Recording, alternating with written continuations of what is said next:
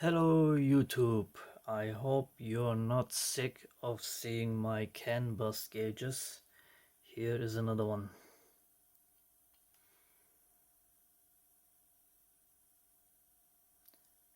And as you might have noticed, this one is going up in the air. This is for a customer of mine in the United States.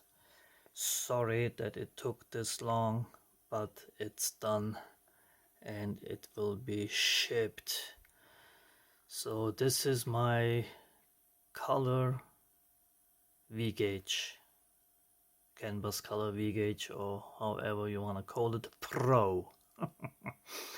So you might remember I did have a OLED version, and this one was long overdue to finish, but as I had said, these are made as made to order, so I cannot afford to make this and then sit and wait to sell it. So these are made to order only. So if you're interested, please let me know. What you can see here is the screen protector still on there, that I will leave up to the customer to take off. And this is how thin this is. It is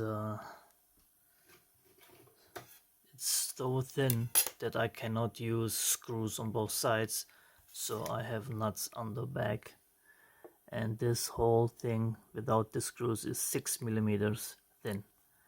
I think I'm beating some smartphones out there. Obviously they don't have the ugly, or not ugly, but the locking nuts coming out the back, but most of them are glued. If I would glue this together, I could make it 6 millimeters as well. So this is it, guys. This is my Color V Gauge Pro. Yes, that's how I'm gonna call it. Color V Gauge Pro. Forgot the CAN. Color CAN V Gauge Pro. Gets longer and longer. Anyway, this is it. Let me show the startup screen again because I like it. As you have not noticed, this is a plane, a small plane. It's not going into a Boeing 707. So this is just something small, and this plane has a Honda engine with the turbo. So that's why he has these gauges. This is it. I don't want to drag it on too much because I know people don't like to watch long videos. May be me or may be something else, but this is it, and I really like how thin this is. It does have a screw here that you could use technically, like I have on my mock-up GoPro adapter, and then just use a GoPro mount to mount it anywhere you like. Click. So it will, if you do like so. After unscrewing this for an hour, that's a long screw.